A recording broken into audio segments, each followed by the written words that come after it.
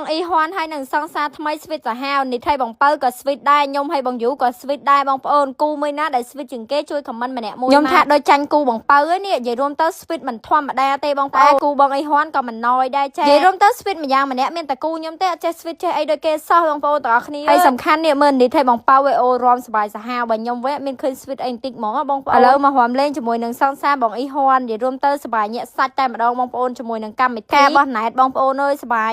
មែនតែនហ្មងនិយាយមែននិយាយរួមទៅសบายដោយសារតែការរំនឹងតែម្ដងចាពេលដែលបិទកម្មវិធីហ្នឹងគឺសบายញាក់សាច់តែម្ដងគេដូចមាន DJ ទៀតឯងបងប្អូនខ្ញុំមិនដឹងដែរនេះដូចអត់សូវច្បាស់ហ្នឹងឡៃតែរំវិញពាន់សំខាន់រំតែខ្លួនឯងមិនសុខចិត្តទេណាបងប្អូនអូសបងអ៊ីហ៊ុនមករំដែរចានិយាយរួមទៅថាជាបងត្រូវតែរំបងអត់រំអត់បានទេចាអញ្ចឹងរំស្វីតមួយមកឲ្យបងអូនស្រីម្នាក់នេះមើលចារំស្វីតឲ្យដូចចិត្តទៀតបងប្អូនទាំងអស់គ្នាមើលកឡោសក់បងប្អូនទាំងអស់គ្នាខ្ញុំជួយចិត្តបងអ៊ីហ៊ុនថានៅចិត្តគាត់គឺគាត់កំ ប្លែកបងប្អូនទាំងអស់គ្នាគាត់ជួយចិត្តធ្វើឲ្យយើងសើចចាកន្លែងនេះមកថើបឲ្យយើងមើលទៀតបងប្អូនទាំងអស់គ្នាយើងនេះអៀនសង្អីបងប្អូនទាំងអស់គ្នាមិនគេថើបឲ្យមើលយើងចេះទ្រាំមើលទៅបងប្អូនទាំងអស់គ្នាយើងគ្មានអ្នកថើបផងហ្នឹងនេះសំខាន់ណាស់សบายមែនបងប្អូនមិនសบายធម្មតាសบายបែបខ្នាតធំតែម្ដងនិយាយរួមទៅសង្សារបងអ៊ីហ៊ុនគាត់រៀងអៀនដូចខ្ញុំដែរអៀនតិចដែរអញ្ចឹងណាបងប្អូនតែពេលល្ងាចឡើងលេងសើអៀនគ្នារំលះសាហាវទាំងអស់គ្នាតែឥឡូវហ្នឹងយើងចូលមកមើលជាមួយនឹងគូនេះថៃបងពៅម្ដងចាបងប្អូនស្វីតញាក់សាច់ហ្មងនិយាយរួមទៅគូនីមួយសិតតែស្វីតដូចគ្នាតែម្ដងចាអូសบายមកបងប្អូនអើយកម្មវិធីគេលើកនេះ